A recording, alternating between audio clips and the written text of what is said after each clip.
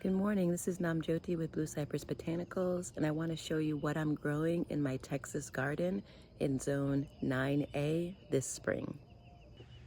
Here's a basic overview of the garden. I live in a residential neighborhood, and so this is all of my full sun area. Here's some yarrow.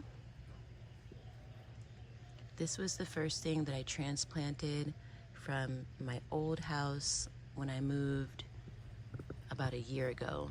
I brought a bunch of yarrow transplants and planted them all along this little border. And this is the first year that they're all coming into flower. So they overwintered really well, and now they're all blooming. Yarrow is one of my favorite first aid herbs. It helps to staunch bleeding, so it slows bleeding. It also works really well for burns and cuts and any little wounds that you might have. So I'll be tincturing this yarrow.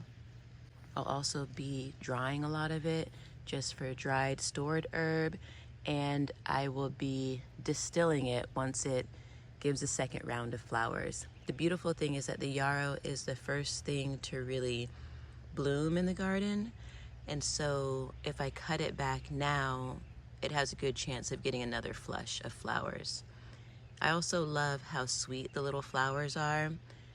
They're just tiny little flowers, and they're just so precious. A friend of mine was saying that the flowers remind her of peanut butter cookies when you smash them with a fork, and now I can't help but to see them that way as well in the center.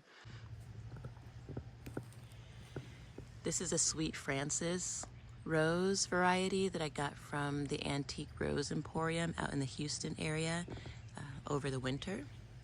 And all of this quartz is from my backyard. I found a little quarry of quartz crystal, clear quartz crystal, in my backyard. So I like to store the quartz in the garden because it's so magical, and I feel like it really helps, like from a biodynamic standpoint, to help to create more light, like a dome of light in the garden. There's some marigolds. This is a weed. This is some Cuban thyme that a friend sent me from St. Croix, Virgin Islands, and I planted the root, and now it's just starting to break the surface. This is indigo, Japanese indigo to be specific. It's already flowering, but this is indigo that went to seed last fall and is now coming back.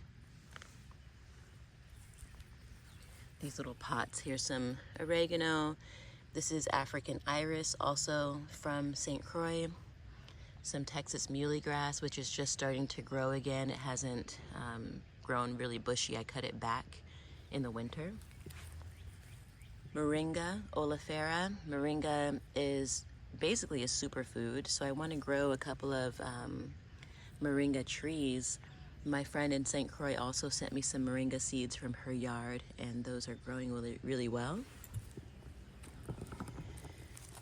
This is the star of the garden, one of the stars, Clary Sage, another one of my favorite herbs. I really love to take the flowers that are very dense and resinous, almost like ganja flowers, like with the stickiness that they get. This is a salvia, and it'll get much bigger and much taller than this, especially when we get some very sunny days. But the reason I love the flowers, I like to make infused honey because they just have such a rich flavor. And I also love to make hydrosols in my copper still from the Clary Sage. Let's come over here to this bed. This is mugwort, our local mugwort, which is Artemisia ludoviciana. And I've always heard mugwort referred to as being a lunar herb, and I never really understood that until I saw a bed. I had a really big bed of mugwort at my other home, and seeing it under the light of the full moon, it's just silver and really shining, and it's like it stands out when the moon is really shining its light on it in a way that I've only ever seen that kind of activity in a plant with the datura moonflower. And so I was like, okay, I see why people are calling this a lunar herb. It has a real affinity for the moon. There's some other flowers in here, like these are cosmos, and I think I threw it's like a little straw flower right there. But mostly this is a bed of mugwort. I just built this bed from a bunch of old logs that I had laying around. It's got some marigolds and some tiny little starts of cresspedia, drumstick flowers, and one tomato. This tomato looks rough, but if you look closely, I've just pruned it. I've pruned it all the way up to the flowering bits. And there's actually a little, I don't want to disturb it too much, there's a little tomato there, a little tomato there. So it's actually really healthy, but this is the first time that I've ever pruned a tomato back so hard. So we'll see what happens. But when you prune your tomatoes back like this, it creates a lot of airflow under. It gets the leaves from off of the ground where they can get diseased and eaten up by pests. It creates a lot of airflow, and it gave me some space to plant some flowers in this bed as well. I didn't want to plant too many because I have a tendency of cramming too many flowers into a space, but there's the marigolds there. This is an example of too much in one bed, but this is I'm calling this my experimental flower bed. And in this bed, I was just throwing seeds all fall and winter. So you can see there's some squashes. There's mostly marigolds from me throwing dried marigold garlands into the bed that had already gone to seed. There's some mugwort. And so I'm just letting this bed do its thing to see what happens. So this is a big experiment. I just am dedicating this bed to the experimental process. So we'll see. All this is chicken wire that I pulled off of the beds. I had a video that I made where I was putting chicken wire over the beds to try and keep the neighborhood cats out of the garden. But I haven't had any issues, knock on wood, knock on some wood. Haven't had any issues with the cats these days, because I think that basically what's happened is that by keeping the chicken wire on the beds, I've broken their habit of coming and using the bathroom in my garden. So hopefully they don't remember that they used to do that.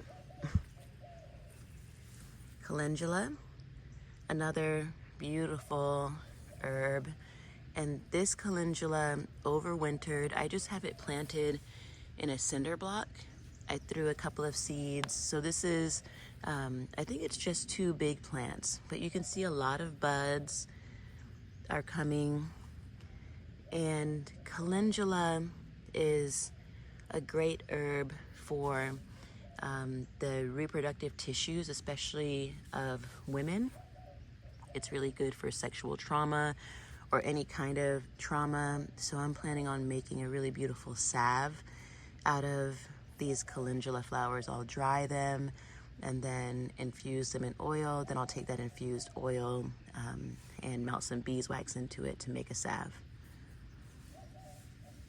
Another marigold, that's a tiny little zinnia. The Senora zinnias is what I'm growing a lot of this year. And this is where I start my zinnias. This is, you can see here, zinnia. I guess I kind of go back and forth with how I pronounce that flower. But I just sprinkle some seeds in here, cover them, and then when they germinate, I use my little chopstick to pull them out and move them into other places in the garden. I have a video on my favorite gardening tools, my top 10 gardening tools, and I think the chopstick was number 1 on that list. I've got chopsticks tucked in all around in the garden out here. These are some bunching onions that have been here since last year, and they're flowering right now. So if you look down at the root, you can see how they've been bunching. So I can go in here and dig these up and spread them out, and then they'll continue to bunch and grow over time. I've been cutting them back and using them like in kimchi, and what else did I make? Oh, I made a frittata that I used a lot of these in. Even the flowers are really delicious. This is a cilantro that's going to flower, so it'll be coriander. I really wanted to take the coriander and distill it. I'm not gonna have enough this year, but maybe I'll make a tiny little small batch distillation of the coriander, because I've heard that's one of the most beautiful hydrosols or distillations that you can make, but I've never tried it before. This bed is kind of experimental as well. You can see there's some fungi over there. We just had some light rain over the last couple of days, so this is the garden after it's been well saturated. I put some marigolds in this bed. I pulled them out of the experimental flower bed because it's so crowded. So I wanted to really give some of those marigolds a chance to spread their wings. I also transplanted some of those Senora zinnias. This one is not looking so hot. And then some of the craspedia I put over here as well. But earlier this winter, I threw a bunch of nettles seeds into this bed, and I think that looks like a nettle. But I think I also missed my window for a lot of the nettles to pop off because it'll be too hot here soon. But that was just an experiment, so maybe the nettles will just stay dormant until next year, but we'll have to wait and see about that.